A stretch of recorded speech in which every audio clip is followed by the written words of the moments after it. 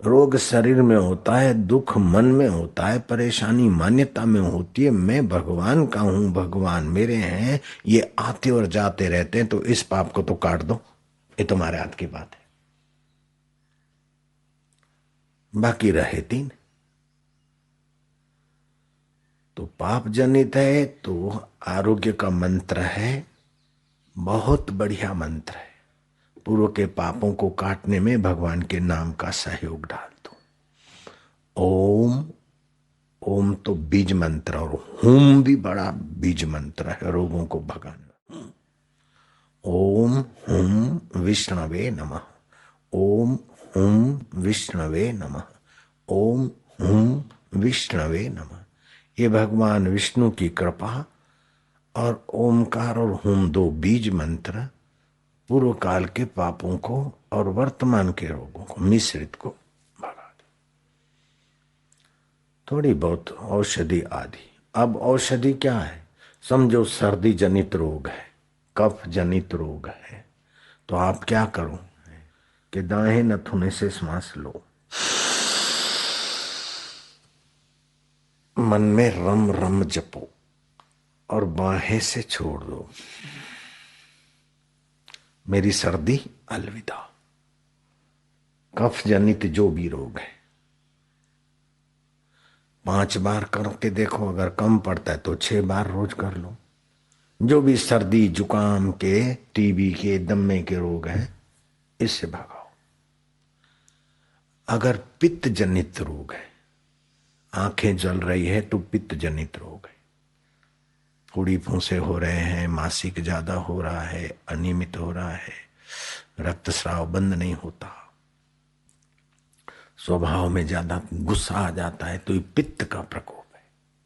तो क्या करोगे? ओम शांति, ओम शांति। बाएं से लिया, लेफ्ट से लिया, बाएं से लिया, दाएं छोड़ा, तो ये दायां श्वास गर्मी देने वाला है और बायां ठंडक देने वाला है। अगर ठंडक की जरूरत है तो बाहें से लो और दाएं से छोड़ो। 5, 6, 7, 8, 10 तक। समझो पित्त जनित रोग इतने खतरनाक हैं कि औषधि डॉक्टर सब थक गए। रावण को मकराक्ष दैत्य ने पकड़ लिया और उसके प्राण लेने की तैयारी की, बड़ा यज्ञ किया। तो रावण की जो प्रेयसी थी, जिसके बिना रावण रह नहीं सकता था, उसने बोला मेरे स्वामी को छोड़ो, उसकी बलि मत दो, मेरी बलि दे दो। तो रावण के देखते देखते रावण की जिगरी जान प्रेयसी लवरी उसका गला कटे और यज्ञ में चला जाए, तो रावण को कितना शोभ होगा। और फिर रावण को वहीं बांधा जहां यज्ञ की आग की लपटें आ रही। फिर रावण ने कहा अच्छा अब तो मेरे को छोड़ो। बोले नहीं, अब तुम्हारे को भी छोड़े, उसके पीछे भेज दे। तो रावण ने पाठ करने की मोहलत मांगी, मैं अपने इष्ट का सुमरण कर लूं।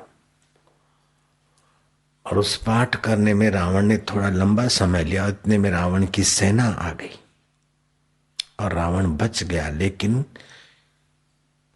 मन पर जो क्रोध छाया था, अपने देखते देखते अपनी प्रेयसी लवरी यूं कट जाए, रक्त बहाते बहाते अपन मदद न कर सके। और यज्ञ की लपटों से रावण को पित्त प्रकोप ऐसा हो गया कि कोई दवा काम न करे। जलन शरीर में, जलन, अशांति, जलन, निद्रा ना आए। पित्त प्रकोप होता है तो रात को 12 बजे आंख खुल जाएगी, नींद नहीं आएगी। 12 से 2 के बीच पित्त के प्रभाव से नींद हराम होती। 11:30 से 1:45 तक जवानी होती पित्त की। और 1:45 से फिर 4 के बीच वायु का प्रभाव होता है। और 4 से 6 के बीच कफ का प्रभाव होता है। जिनको कफ ज्यादा है वो 4 से 6 के बीच नहीं सो पाएंगे, चालू हो जाएगा माल निकलना। तो ये जीरा और ये लो, संत कृपा चूर्ण शहद के साथ चाटो। और कफ को हानि करने वाले प्राणायाम करो, सूर्य बेदी, बस हो गया। और भी कफ ज्यादा है तो 1 लीटर पानी पियो, 10 ग्राम उसमें नमक डाल के पियो और फिर ऐ करके वमन कर लो, सारा कफ निकल जाएगा। दमे की, टीबी की, एसिडिटी की, बाईपास सर्जरी की शिकायत होने वाली होगी तो वो पहले से ही दूर हो जाएगी। जिनको कफ ज्यादा है, गजीकरण उसको बोलते हैं। वमनम कफशमनम, शयनम पित्तनाशनम। अच्छी नींद आ जाए तो पित्त शमन होता है। ऐसे पित्त वाले को मीठी चीज और चिकनी चीज खानी चाहिए। कफ वाले को चने, ममरे, तीखी चीज, चरपरी, चटनी आदि ये खाना चाहिए। और वायु वाले को तिल का तेल भोजन में खाना चाहिए। सिर में भी तिल का तेल, अगर गर्मी है तो गर्म ना पड़े उसका ध्यान रखना। जो बता देते हैं फिर मौसम के अनुसार अथवा किसी वैद्य की सलाह के अनुसार उसमें फेरफार कर सकते हैं। ऐसा नहीं कि बापू ने बोला है तो फिर सीजन बदल के रापू करते रहे तो ठीक नहीं। अब समझो तो रावण को ऐसी तकलीफ हुई, कोई दवाई काम ना करे। आखिर भगवान शिव जी की आराधना की और शिव जी प्रकट हुए और शिव जी ने उनको जो प्राणायाम बताया वो पित्त शमनम के लिए। जीभ को बाहर निकाल के कौवे की चोंच जैसी बना दो, रावण बना दी। शुद्ध हवामान में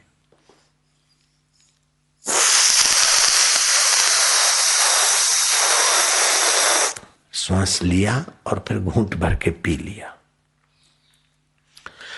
इसको बोलते हैं शीतली प्राणायाम।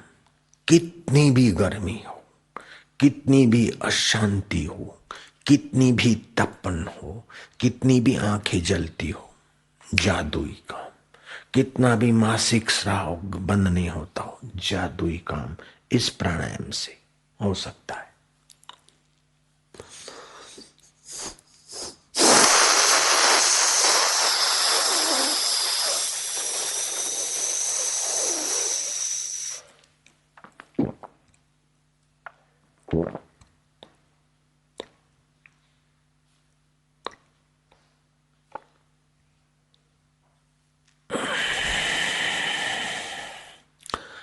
जीभ से पिया, मुंह से घूंट भर के और नाक से निकाला। फिर 5, 6, 7, 8, 9 जितनी आवश्यकता उतने प्राणायाम शीतली करके शीतलता ला सकते।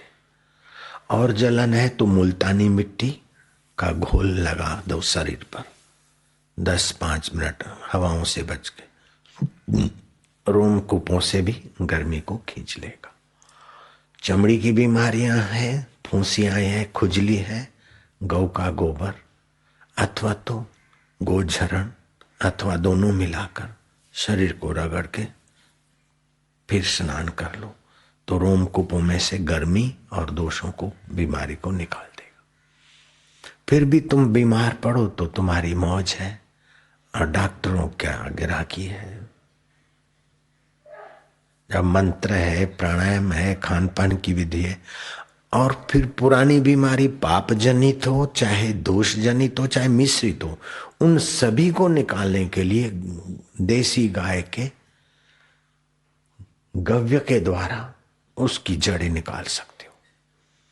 पंचगव्य पीकर तुरंत कुछ नहीं खाना चाहिए, 2 घंटे 3 घंटे उसको अंदर काम करने देना चाहिए।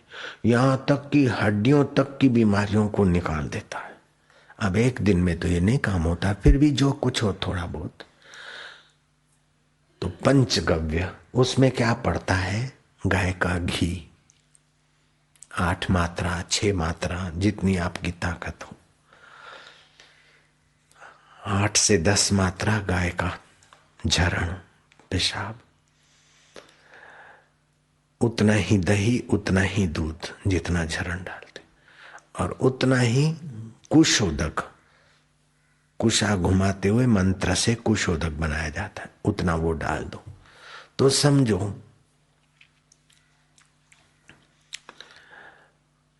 आपने 20 ग्राम घी लिया तो 30 ग्राम बाकी की चीजें ली तो 5 चीजें, लेकिन गाय के गोबर का रस, घी जितना घी से भी कम लेंगे। समझो, कल्पना करो, घी लिया 8 मात्रा, तो 10 मात्रा दही, 10 मात्रा दूध, 10 मात्रा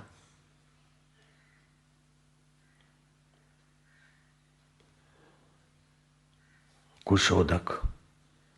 गाय के गोबर का रस आप 5 मात्रा कर दो, 4 मात्रा कर दो। वैसे ऋषि प्रसाद में कई बार लिखा है, इसमें भी कम ज्यादा होता है। अगर पित्त ज्यादा है तो उसको गोझरण कम किया जाता है और घी ज्यादा किया जाता है। अगर वायु ज्यादा है तो उसको गोझरण और घी ज्यादा किया जाता है। अगर कफ ज्यादा है तो घी कम किया जाता है। वो अपने हाथ की बात है। ऋषियों ने हम लोगों को बैल नहीं बनाया है, नाथ नहीं दिया है, आपकी आवश्यकता के अनुसार। कितनी उदारता है उन महापुरुषों की। नहीं तो लिख देते हैं ऐसा ऐसा पियो। आम लोगों के लिए आम मात्रा बना देते हैं, लेकिन फिर कहते हैं कि इसमें फेरफार पित्त के अनुसार, कफ के अनुसार किया जा सकता है। अभी जो बनाया है वो आम बनाया कि त्रिदोष तीनों को फायदा हो, विशेष वाले के लिए नहीं बनाया। ब्राह्मण जा रहा था, ए ब्राह्मण के बच्चे इधर आओ। कहां जा रहा था? वो दूर जा रहे थे, चिल्लाए, है इधर आ। आया, बोले कहां जा रहा था? बोले महाराज मैं तपस्या करने गया था और भगवती प्रकट हुई और मेरे को पुत्र प्राप्ति का वरदान मिल गया। जाओ, कैंसल, नहीं होगा। साले हम इधर बैठे और हमको प्रणाम किए बिना तेरे को बेटा हो जाएगा? नहीं होगा, जाओ। देवी ने वरदान दिया, दुर्वासा ने कैंसल कर दिया। तो क्यों किया ऐसा? उनको प्रणाम की जरूरत थी कि नहीं? उन्होंने बताया कि देवी ने जिस बल से दिया है तो उस वही बल तुम्हारे अंदर भी है।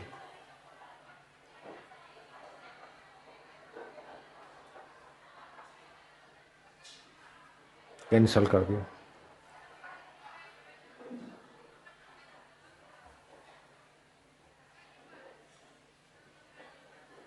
देखो, देवता तो वही दोगे जो आप मांगेंगे, और गुरु वही करे, वो देंगे जिसमें आपका हित हो। बच्चा ले गया 50 रुपए की नोट, दुकान पे बुलाइए, तो सफेद सफेद सोडा खार का पुड़ी का 10 रुपए का दे दिया। 10-20 रुपए के ये फटाकड़े दे दिए, लाल लाल रंग तो मिर्ची दे दी। अब वो बेटा आंख में डाले, मुंह में डाले, फटाकड़े हाथ से जला के मरे, दुकानदार की जिम्मेदारी नहीं है। उसने जो मांगा वो दे दिया। अगर वही दुकान अपने बाप की है तो वो पैसे ले लेगा, ये नहीं देगा।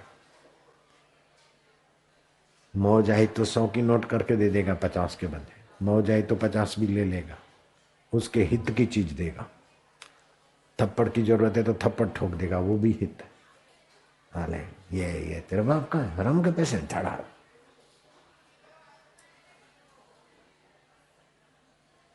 देवता के आगे आप जो मांगोगे वो मिलेगा, लेकिन गुरु और इष्ट देव हमारा जिसमें हित होगा वही करे।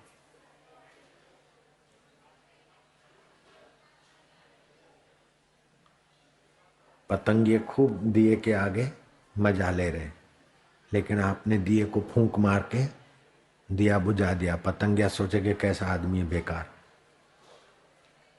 आप उसको भले बेकार लगो, लेकिन पतंगिए को जलने से आपने बचाया, हित किया। तो गुरु हित करता हो, જેમાં આપણું हित હોય એ જ ગુરુનો સંકેત। हरि मिलन की बेला रे, प्रभु मिलन की बेला। भगवान शिव जी ने पार्वती को और ब्रह्मा जी ने नारद जी को बताया 80 प्रकार का वायु दोष, 40 प्रकार का पित्त की बीमारियां और 20 प्रकार की कफ जनित टीबी, दम, घुटनों दर्द आदि, ये सभी दूर करने के लिए एक पाक बताया। उसमें जो चीजें पड़ती है वो आरोग्य निधि में लिखा है, घर में बना सकते, नहीं तो यहाँ से मंगा लेना, बहुत सस्ते में देते हैं, 100 रुपये में 400 ग्राम का पैकेट। तो 10 ग्राम सुबह खाओगे, 10 शाम को, तो इस लाभ के सिवाय दूसरे भी लाभ होते हैं कि जैसे गर्भ से बालक को जन्म दिया, उसके बाद जो गर्भ की कमजोरी है अथवा शरीर का शिथिलपना है या योनि की तकलीफ है वो भी ठीक हो जाती है। 18 प्रकार के मूत्र रोग भी ठीक हो जाते हैं। नेत्र रोगों में भी फायदा होता है और कमजोरी में भी फायदा करता है। मुख के रोग और मस्तक के रोग में भी ये आराम देता है। और बस्ती, शूल, शौच जाने की जगह पर आदि की जगह पर भी, जो गुप्त बीमारियों की जगह पर भी जो पीड़ाएं वो ठीक करता है। इसको बोलते हैं, शिव जी ने बताया है, सौभाग्य सूंठी पाक। जिस दर्शन को सब जन तरसे, घट बीच ताही दिखावे। जिस परमात्मा के दर्शन के लिए दुनिया तरसती है, सुख के लिए, सच्चा गुरु हमारे दिल में ही उसकी झलक दिखा देते। साधो वो ही संत मोहे भावे। एक ही सब सुख दुख दिल दिखलावे, शब्द में सुरती समावे। एक ही है, सुख भी आके चला जाता है, समय खा जाता है, दुख भी आके चला जाता है, समय नष्ट करता है, लेकिन उसको देखने वाला एक ही तुम हो, उसमें स्मृति बनी रहे। कहत कबीरता को भय नाही, निर्भय पद पर खावे। उसको भय नहीं। बलि राजा ने इंद्र को कहा कि तुम्हारी विजय हुई और अभी मैं बंधन में हूं, तुम वज्र लेकर आए हो और मेरी मखोल कर रहे हो और मुझे मारने को उद्धत हुए हो, लेकिन इंद्र तुम गर्व न करो। ये इंद्र पदवियां भी जिन किन्हीं को मिली, वे भोग भोग के जहां चले गए, तुम भी वहीं चले जाओगे। मेरा भी जमाना था, मैं वैभव का स्वामी था, अभी मेरा समय काल बदला है, इसलिए मेरी ये गति है। किसी की गति सदा एक जैसी नहीं रहती, इसीलिए किसी गति पर अफसोस करके डूबना नहीं और किसी ऊंचाई को पाकर छकना नहीं। ये सब गुजरने वाले हैं, इनको देखने वाला प्रभु, जिससे करने की शक्ति, जानने की शक्ति, मानने की शक्ति मिलती रहती है, उस शक्ति स्वरूपा, कर्ता स्वरूपा, ज्ञाता स्वरूपा ईश्वर में तटस्थ रहना चाहिए। इंद्र ने खूब ध्यान से सुना बलि राजा का और बाद में कहा कि मैं वज्र लेकर हाथ में खड़ा हुआ, तुम्हारी मृत्यु सामने थी, फिर भी तुम सिमे नहीं, घबराए नहीं, और तुम्हारे हृदय में इतनी शांति और समता, ये तत्व ज्ञान के सत्संग का प्रभाव है। बलि राजा, तुम अब निर्भय रहो मेरे तरफ से। अब मैंने शत्रुता का मन हटा लिया। तुम्हारे में इतनी सूझबूझ है, तो जो इतना सूझबूझ का धनी बन जाता है, शत्रु मौत हाथ में ले आए तभी भी उसकी मौत उसके पास वापस जाती है। शत्रु बाल बांका नहीं कर सकते। तो मौत भी आ जाए तब भी वे आप देख लेना कि मौत आई तो मुझ पर नहीं आ सकती। मौत आएगी तो शरीर पर, और दुख भी मुझ पर नहीं आते। बीमारी शरीर पर आती है और मैं दुखी हूं, ये बेवकूफी मन में है। दुखी मन की वृत्ति होती है, मैं उसको देखने वाला हूं। ओम गुरु, ओम आनंद। एक समय की बात है, इंद्र नमुची नामक दैत्य के पास जाकर कहने लगे, नमुचे, तुम रस्सियों से बांधे गए, राज्य से भ्रष्ट हुए, शत्रुओं के वश में पड़े और राज्य लक्ष्मी से हीन हो गए। इस प्रकार शोक का अवसर आने पर भी तुम्हें शोक नहीं होता, यह तो बड़े आश्चर्य की बात है। दुख के समय में दुख न होना, शोक के समय शोक न होना, भय के समय भय न होना, समझो उसने भगवान को पा लिया। भगवान सम है, शांत है। मन में जिएंगे, शरीर में जिएंगे तो भय शोक होगा। तो दैत्य से पूछा कि तुमको इतनी तकलीफ आई और तुम्हारा कुछ शोक नहीं हुआ, तो क्यों नहीं? तो बोले मैं जानता हूं परिस्थितियां। जिस वस्तु की जैसी होनहार होती है वह वैसी होती ही है। विधाता, अगर आपका चाहा हुआ ही होता तो आप चाहते ऐसा सब नहीं होता। तो ये पक्का समझ लो कि सभी चाहें, सभी इच्छा किसी की पूरी नहीं होती और सभी इच्छा किसी की विफल भी नहीं होती।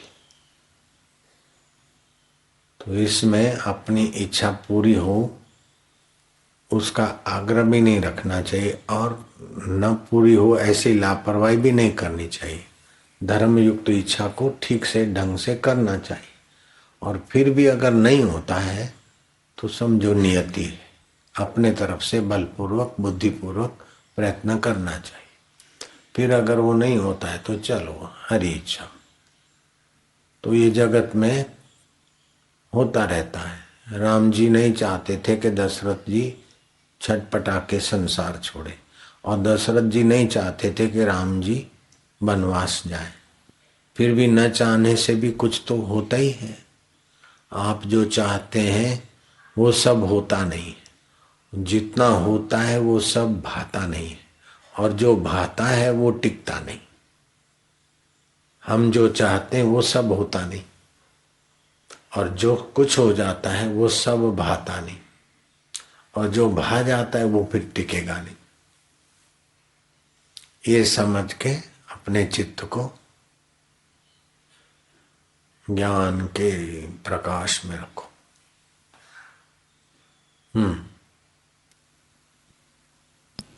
इंद्र, विधाता जीव को जिस जिस गर्भ में डालता है वहीं उसे रहना पड़ता है।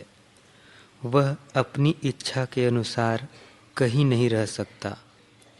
अपने ऊपर जो यह अवस्था आ पड़ी है ऐसी ही होनहार थी। इस तरह का भाव रखकर जो उस परिस्थिति को सहर्ष स्वीकार करता है उसे कभी मोह नहीं होता।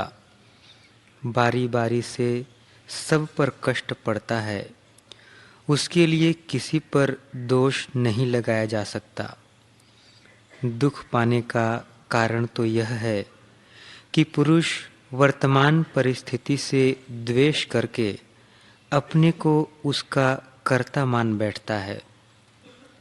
ऋषि, देवता, बड़े बड़े असुर, वैदिक ज्ञान में बढ़े हुए पुरुष तथा वनवासी मुनि, इनमें से कौन है जिस पर आपत्ति नहीं आती? किंतु जिन्हें सत असत का ज्ञान है वे मोह में नहीं पड़ते।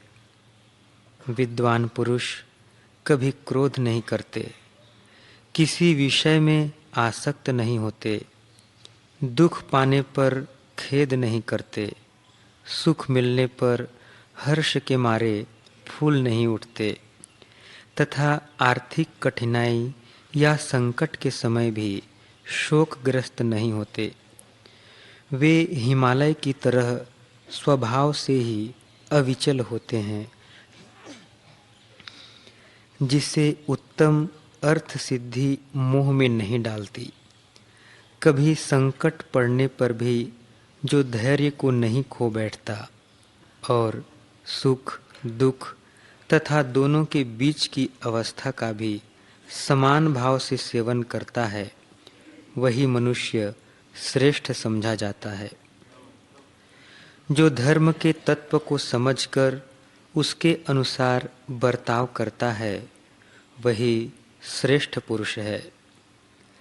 जो वस्तु नहीं मिलने वाली होती है उसको कोई मंत्र, बल, पराक्रम, बुद्धि, पुरुषार्थ, शील, सदाचार और धन संपत्ति से भी नहीं पा सकता। फिर उसके लिए शोक क्यों किया जाए? जीव के प्रारब्ध में जितने सुख और दुख का भोग बधा है उतना ही वह पाता है। जहाँ जाने का प्रारब्ध है वहीं जाता है तथा जो कुछ उसे पाना है उसी को प्राप्त करता है। यह समझकर जो कभी मोहित नहीं होता और सब प्रकार के दुखों में निश्चिंत रहता है वही सर्वश्रेष्ठ मनुष्य है।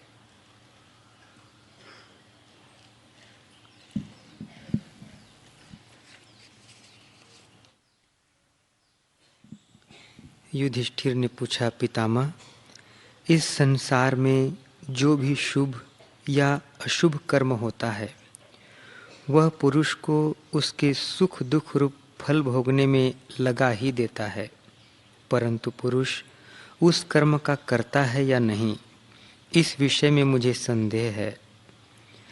भीष्म जी ने कहा, युधिष्ठिर,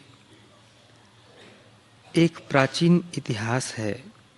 प्रहलाद जी के मन में किसी विषय की आसक्ति नहीं थी। उनके पाप धुल गए थे। जड़ता और अहंकार का तो उनमें नाम भी नहीं था। वे धर्म की मर्यादा का पालन करते और शुद्ध सत्व गुण में स्थित रहते थे। निंदा स्तुति को समान समझते, मन इंद्रियों पर काबू रखते और एकांत घर में निवास करते थे। जन्म मरण क्यों होता है कि कार्य कारण भाव को नहीं जानते।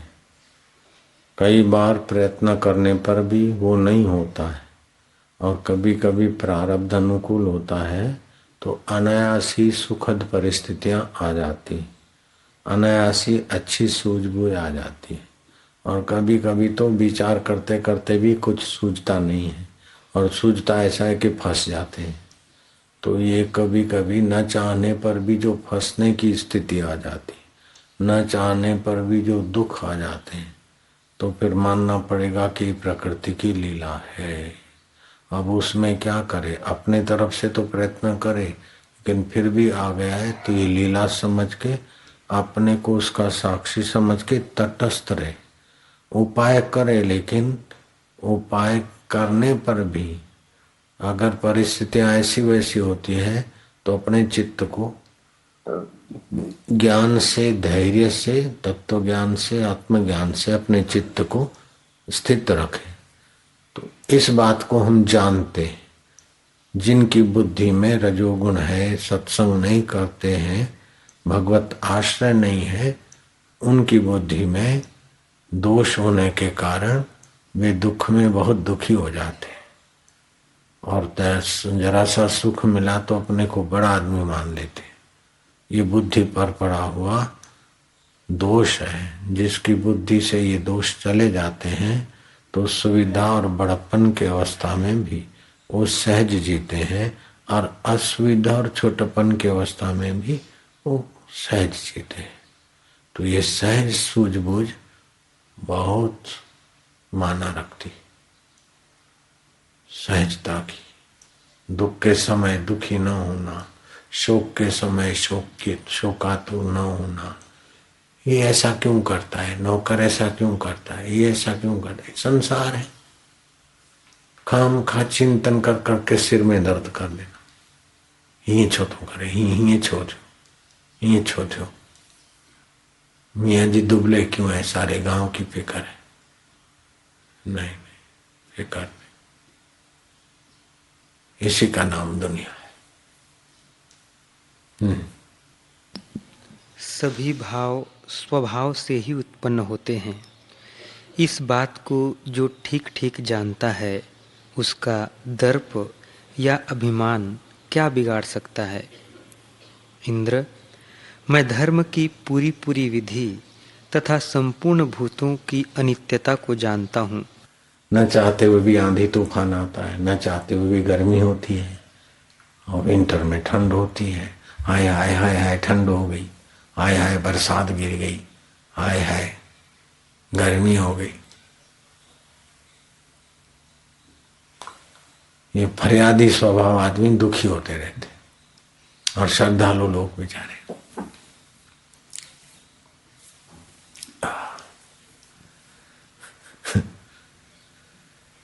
नारायण नारायण।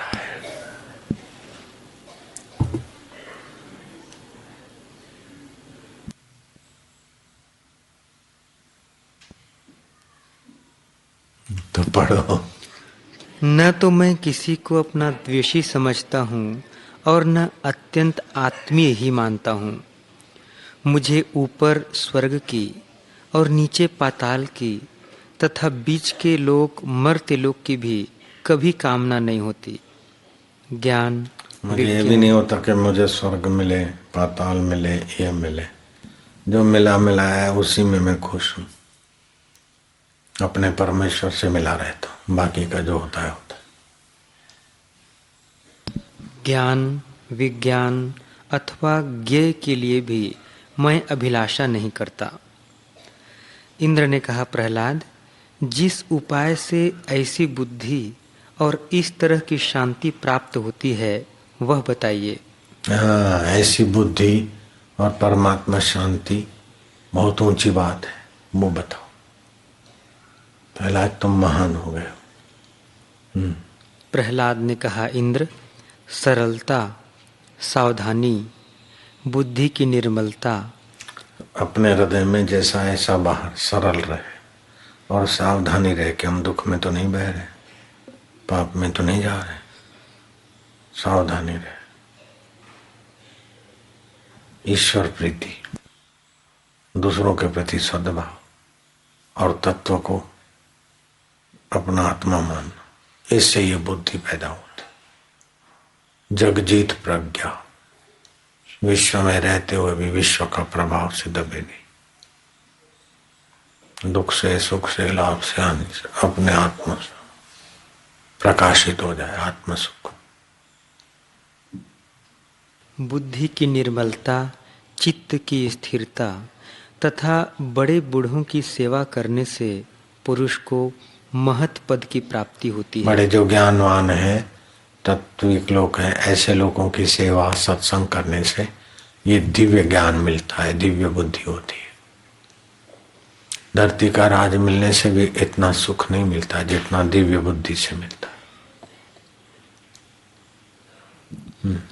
इन गुणों को अपनाने पर स्वभाव से ही ज्ञान प्राप्त होता है, स्वभाव से ही शांति मिलती है तथा जो कुछ भी तुम देख रहे हो सब स्वभाव से ही प्राप्त होता है। दैत्यराज प्रहलाद के इस उत्तर को सुनकर इंद्र को बड़ा विस्मय हुआ। उन्होंने बहुत प्रसन्न होकर प्रहलाद के वचनों की प्रशंसा की। इतना ही नहीं, त्रिभुवनपति इंद्र ने दैत्यराज प्रहलाद का पूजन भी किया और फिर कहाँ इंद्रदेव और कहाँ दैत्य। दैत्य का पुत्र, हिरण्याकश्यपु का पुत्र प्रहलाद। इंद्र ने प्रहलाद को आत्मज्ञान है तो उनका सत्कार किया, उनके वचनों की प्रशंसा की। इतना ही नहीं, पूजन भी किया। ये ऐसी ज्ञान की बातें आप सुन रहे हैं, साधारण आदमी को पता ही नहीं चलेगा। नया नया होगा ना, उस बेचारे को मजा नहीं आएगा। बहुत ऊंची चीज है ये, बहुत हाई स्टैंडर्ड है अभी जो सुन रहे हैं।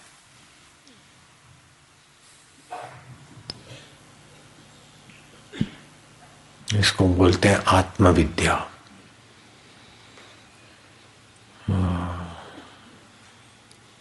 इसको राज विद्या बोलते हैं। सभी विद्याओं की ये राजा विद्या है। राजगुह्यम, गुप्त है, करने सुनने में बड़ी सरल सहज है और प्रत्यक्ष फल देने वाली है। स्वर्ग का तो मरने के बाद फल मिलेगा, धन का भी नश्वर फल, इसका शाश्वत फल।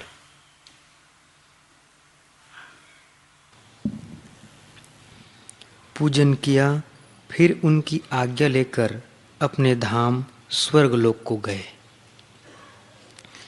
युधिष्ठिर ने फिर पूछा, पितामह, जिस पुरुष का उत्थान या पतन होने वाला होता है उसके पूर्व लक्षण कैसे होते हैं, यह बताने की कृपा कीजिए।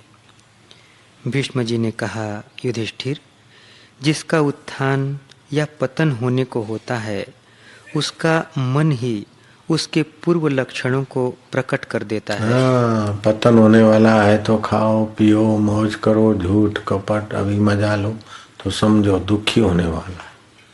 अगर उत्थान होने वाला है तो संयम से रहो, साधन करो। ये सब छूट जाने वाला है, इसमें आसक्ति नहीं करो, इसका सदुपयोग करो। मिली हुई शक्ति का, योग्यता का, वस्तु का दुरुपयोग न करो। तो ऐसा समझो ये आदमी का उत्थान होने वाला है। जिसका उत्थान होने वाला है वो सूरज उगने के पहले उठ जाएगा, 4 घड़ी पहले, 2 घंटे, समझो उन्नति होने वाली।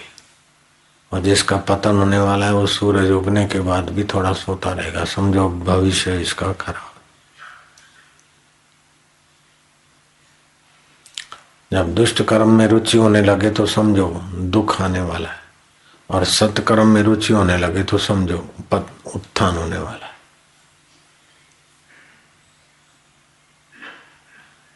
मौन में, एकांत में, जप में रुचि होने लगे तो समझो उत्थान होने वाला है।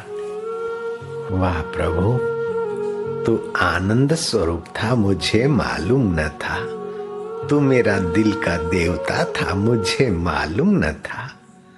तू मेरा पिया प्यारा प्रभु था, मुझे मालूम न था। अंतर्यामी देवता, गायत्री छंद, परमात्मा ऋषि, धन्य है धन्य। हे ओम स्वरूप देवता, हे अंतर्यामी देवता, हे प्रेरक देवता, हे कर्मों के नियामक देवता, हे फलदाता देवता, हे क्षमा के सागर देवता, कृपा के सागर देवता, दया के भंडार मेरे रब। जन्म जन्म भर मत फिरो, मिट्यो न मन को त्रास।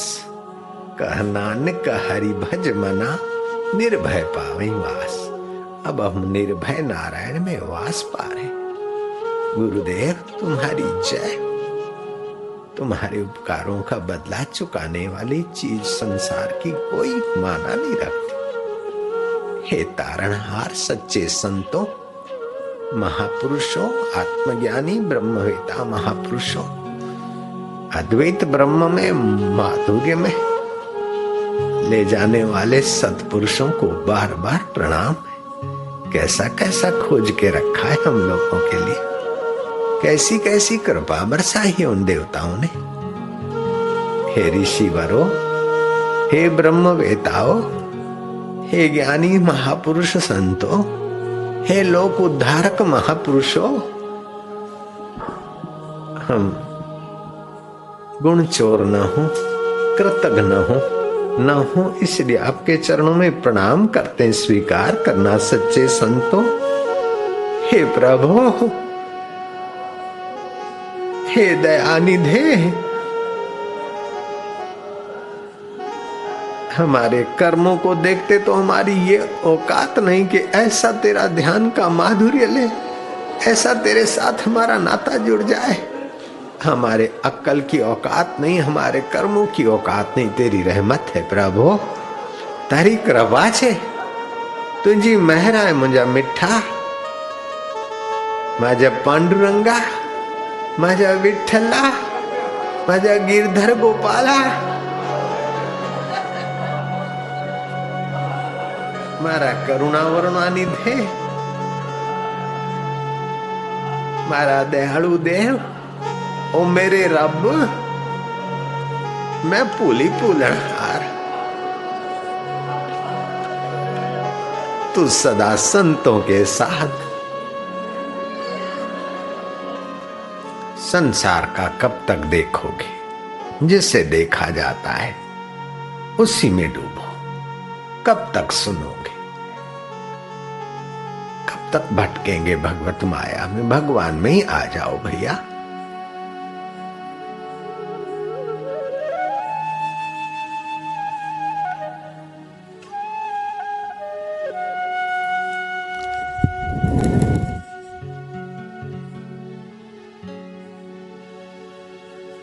आनंद देवा, माधुर्य देवा, अंतर्यामी देवा, सर्वेश्वर तू देव।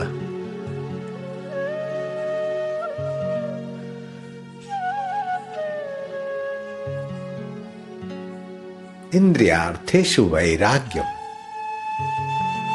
इंद्रियों के विषय विकारों से अपने मन को वैराग्य के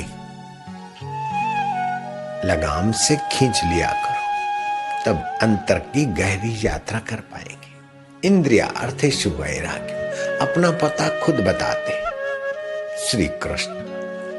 दूसरा आदमी बताए तो उसमें गलती, धोखा अथवा पता बदलने का संभावना हो सकती, लेकिन यहाँ पता बदलता भी नहीं, गलती भी नहीं और धोखा करने की उसकी ताकत भी नहीं, क्योंकि प्राणी मात्र का हित चाहने वाला क्या धोखा करेगा, क्यों धोखा करेगा।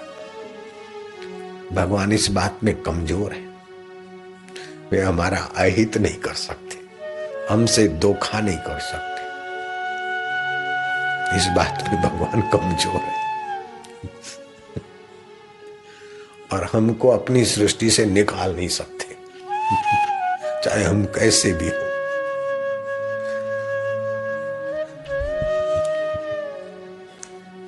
इस बात में तू कमजोर है पिया प्रभु। ऐसे करके भी उसका पल्ला पकड़ लो। माँ कमजोर है बच्चे को मार डालने में, माँ की क्या ताकत बच्चे को दुखी करने की। लाखों माताओं करोड़ों पिताओं के हृदय को एक करो तब तू जान गए, बलमा को कुछ पहचान गए।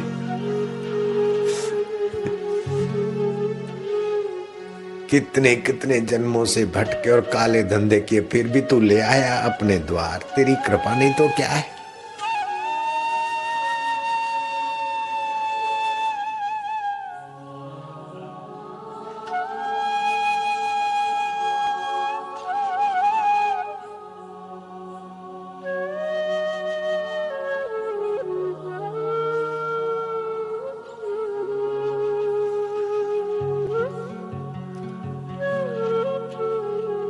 ओम ओम आनंद, ओम ओम ओम माधुर्य, ओम ओम ओम प्रभु जी, ओम ओम ओम प्यारे जी, ओम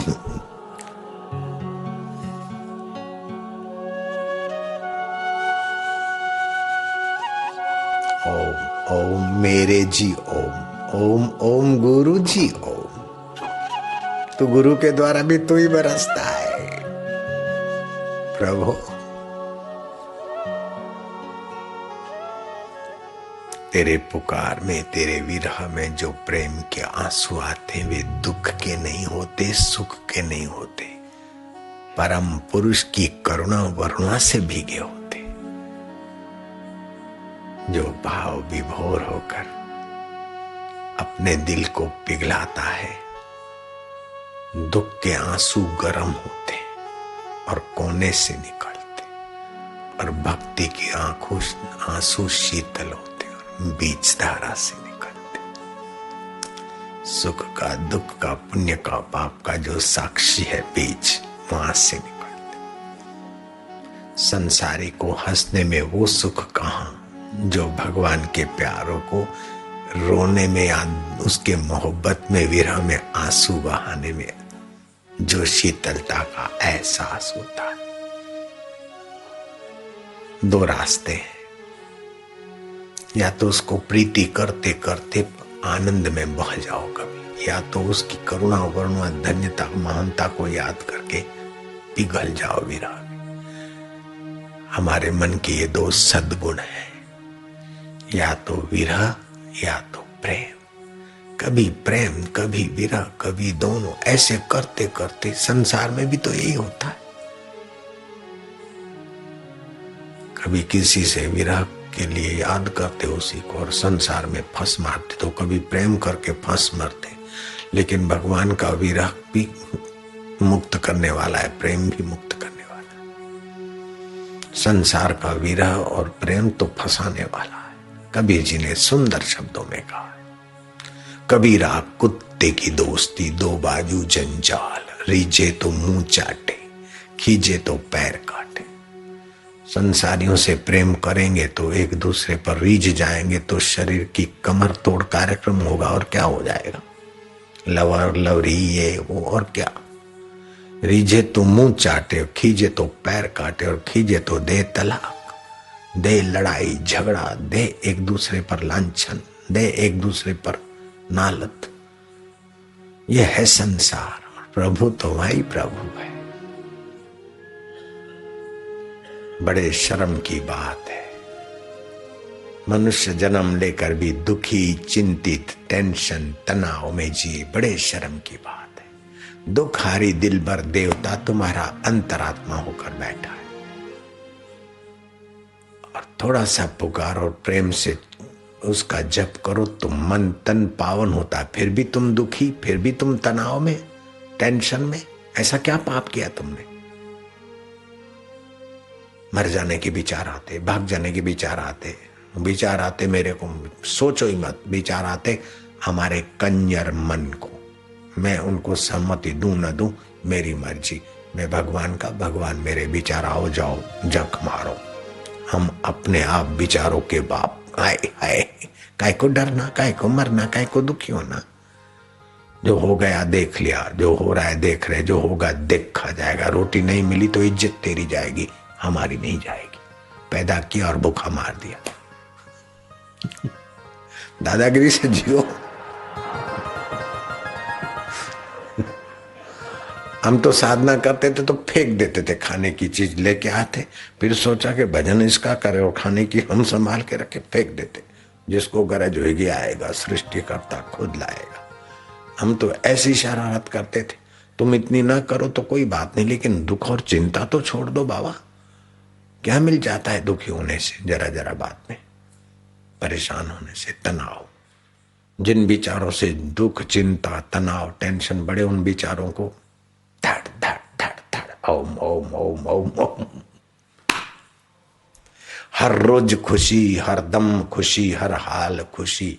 जब आशिक साधक मस्त गुरु का हुआ तो फिर क्या दिलगिरी बाबा।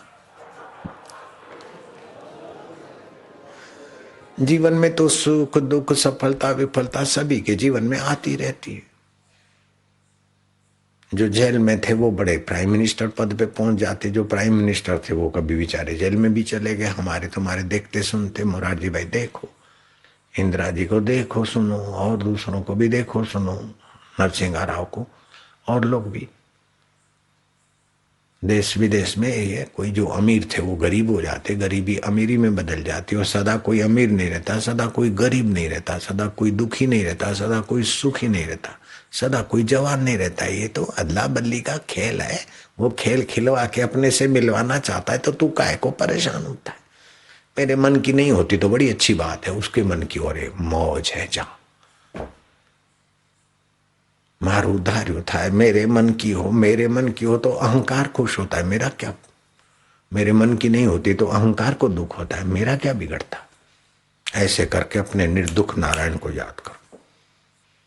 जो ये कैसेट सुनते होंगे ना उनको ताजुब होगा, लेकिन एक बार आ जाना जनाबे आली महफिल में, फिर देख लो मजा। ध्यान योग शिविर में अथवा यहाँ शांत सत्संग में कभी आ जाना। जो सैटेलाइट से देखेंगे उनको बोल रहा हूं, जनाबे आली कभी आ जाना। रब की रहमत की वो वृष्टि तुम पर भी तो होगी। काहे घबराओ, काहे घबराए। कभी न कभी मौका आए। अब हम रिटायर होने वाले, उसके पहले आ जाना। नारायण नारायण नारायण नारायण नारायण नारायण। राम राम। गुजरात में अगर बहुत मान करना होता है भगवान का या संत का, मंदिर में जाते हैं ऐसा करते हैं। हम भी आपका सम्मान कर रहे हैं कि आप भगवत रस पी रहे। लो ओम नमो भगवते वासुदेवाय। ओम नमो भगवते वासुदेव वासुदेवाय इष्ट देवाय माधुर्य देवाय मम देवाय। तू मेरा देवता है, मेरे दिल का देवता है। बस काम करने के पहले थोड़ा गोता मारो। पियक्कड़ क्या करते पता है? भोजन के पहले जरा घूंट पी लेते, बीच बीच में भी पीते, पियकड़ खाते भी जाते, थोड़ा पीते भी जाते। ऐसे तुम भी पीते जाओ। वो तो सत्यानाशी शराब पीता और तुम बेड़ा पारी शराब पियो, और क्या है। भंग बसूड़ी सुरा पान उतर जाए प्रभात, नाम नशे में नान का छका रहे दिन रात। क्यों सरदार, मैं कोई झूठ बोल लिया, कोई कुपट तो लिया? बस छके जाओ, दुखी चिंतित भयभीत नहीं। वो भविष्य की सोचना है, तू सोच सोच के उल्टा होके टंग जा। वो भविष्य की सोच सोच के ज्यादा मत सोचे भविष्य की। तेरा पाना मिठा लागे ज्योति दबावे सो भली कार। मैं थोड़ा विचारूंगा, सोच विचार के चिंता में नहीं डूबूंगा, थोड़ा विचारूंगा, बाकी तेरा पाना मिठा लागे जो होया पले पले। कभी चबावे चना चबीना, कभी लपटा ले खीरांदी, वारे मौज फकीरांदी। कभी तो ओडे शाल दुशाले, कभी गुदड़ियां लीरांदी, वारे मौज फकीरांदी। राम राखे तेम रहिए ओधव जी, कोई दिन खावा ने सीरा ने पूरी, तो कोई दिन भूख्या रहिए ओधव जी। राम राखे तेम रहिए, कोई दिन रहवा ने महल ने मार्यो, तो कोई दिन भोय पर रहिए ओधव जी। कोई दिन फरवा मोटर ने गाड़્યું, तो कोई दिन चालता जइए ओधव जी। राम राखे तेम रहिए, में शू मोटी बात। अरे क्या, वो भी देख लिया, ये भी देख लिया, फिर और आएगा देखेंगे। ये भी देख, वो भी देख, वो भी देख, देखत देखत ऐसा देख मिट जाए दुख और रह जाए एक। हम तेरे तू हमारा। ओ नारायण।